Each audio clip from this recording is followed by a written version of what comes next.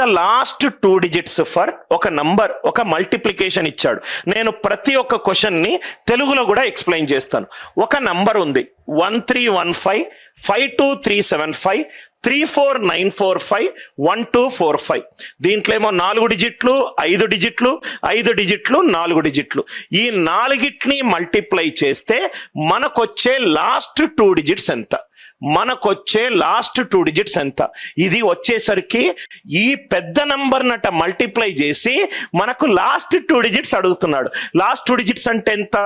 ఇప్పుడు 123 ఉందనుకోండి, లాస్ట్ 2 సంఖ్యలు అంటే లాస్ట్ 2 సంఖ్యలు units place tens place, units place tens place.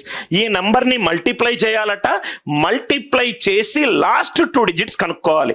Almost చాలా మంది ఏమనుకుంటారంటే, సార్ ఈ క్వశ్చన్ చాలా difficult question sir, calculation based question sir అని అనుకుంటారు.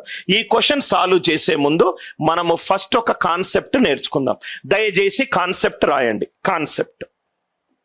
కాన్సెప్ట్ నేను మినిమం 2 times ఎక్స్ప్లెయిన్ చేస్తాను. ఫస్ట్ క్వశ్చన్ చదవండి. Find the last 2 digits of 1315 52375. ఒకసారి మళ్ళీ క్వశ్చన్ చదవండి. 34945 1245. అన్ని నంబర్లు దేంతో ఎండ్ అవుతున్నాయి? అన్ని నంబర్లు నాకు 5తో ఎండ్ అవుతున్నాయి. ప్రతిసారి క్వశ్చన్ సాల్వ్ చేసే ముందు ఒకసారి క్వశ్చన్ మళ్ళీ చదవండి. 1315 52375 34945 అండ్ 1245. ఇది క్వశ్చన్. కాన్సెప్ట్ చూద్దాం. అన్ని నంబర్లు దేంతో ఎండ్ అవుతున్నాయి? 5తో ఎండ్ అవుతున్నాయి.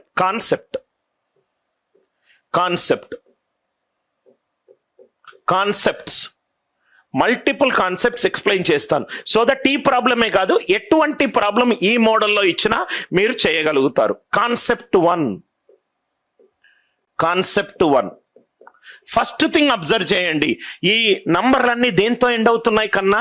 5తో ఎండ్ అవుతున్నాయి. ఒక చిన్న లాజిక్ చూడండి. ఇక్కడ ఈ చిన్న లాజిక్ చూడండి. 15 × 15 15 × 15 కనుక నేను చేస్తే నాకు వచ్చేది 225. 15 × 15. దాన్ని ఎట్లా చేస్తాం? 15 × 15ని 10 + 5గా రాసుకోవచ్చు. 15